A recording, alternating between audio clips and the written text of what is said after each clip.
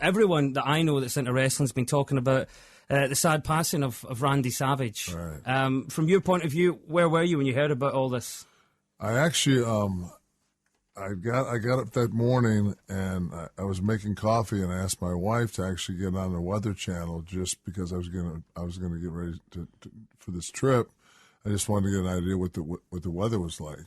And when she went on AOL, there was a black and white picture of Randy. It said Randy, and she was sitting there like with her back, like the computer that was the back of it was to me, and she just gave me that look.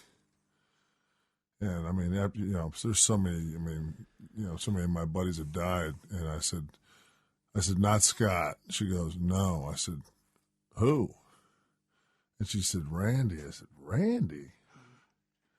She said, and at that point, it was early. It was only like 17 or 20 minutes after he was pronounced dead, so they thought he died in a car wreck, and then they found out later on it was a heart attack.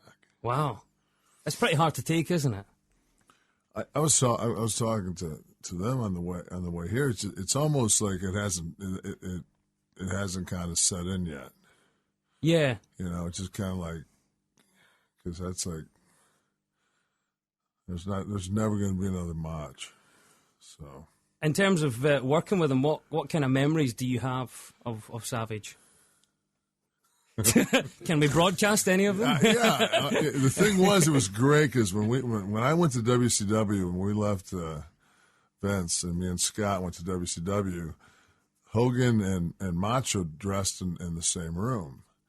And like the first day we got there was probably 4 or 5 cases of beer on ice in their locker room. So I'm thinking, wow, this is going to be, once TV gets over, it's going to be a lot of fun. And by 1:30, a case was gone. I said, I think we'd signed for 5 years. I said, this is going to be a long 5 years. I bet Scott was loving it. Oh, yeah. I remember one time me and Scott were in, oh God, I forget what it was. We were somewhere out. It was London to somewhere, and we had a limo driver, and the guy said that me and Scott drank more beers on the same ride than all the Rolling Stones did when he took them. And got in a ring for an hour afterwards as well. Yeah, exactly. It's nice to know you guys outdid Mick and Keith. That's it. I'm reading his book right now. I'm reading Keith Richards. Oh, Keith Richards' book? Yeah, I'm reading his book right now. Do you find a lot of similarities with that? Because being on the road as a musician must be similar. They were so insane, though. But, yeah.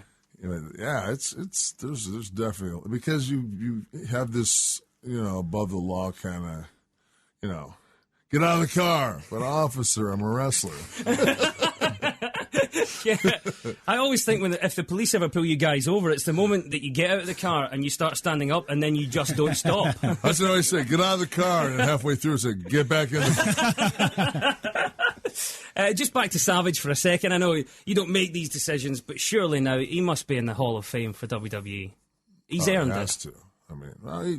He was anyway. It was just, there were some things that happened, between him and Vince. He left he just left the program one day and showed up on Turner's TV without even saying so. I think that Vince had some animosity, but Vince is a good dude. Vince, the minute I guarantee you, Vince took it harder than anyone because Vince didn't get a chance to make it right.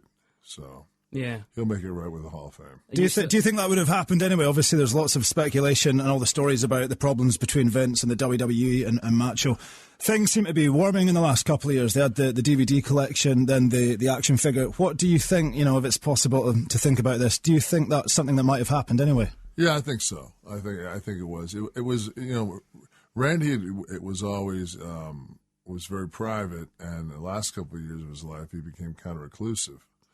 And I think it was more Randy being kind of, standing off than it was, the WWE, not reaching out because, there was such a, you're a corporation.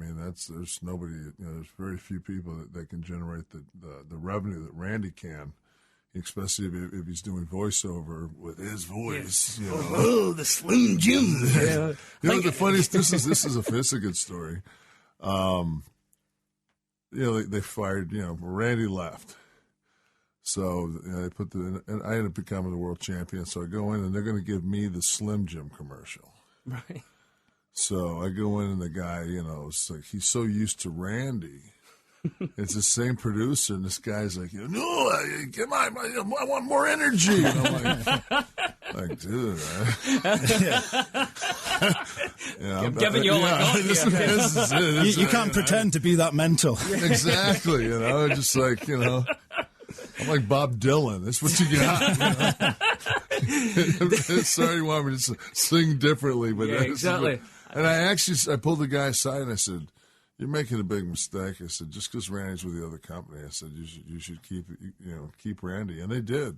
They kept Randy. So is that why then? Because obviously you know there's all the stories about the problems between Match and the WWE. Recently, it's been said that the big problem was the Slim Jim thing, the commercial thing. Obviously, the WWE was under a lot of pressure at the time. Are you saying that you played a part in him keeping that deal? Yeah. Unbelievable. Which probably nobody knows it, which I'll probably have hell to pay for when I get back, now that I work for the WWE.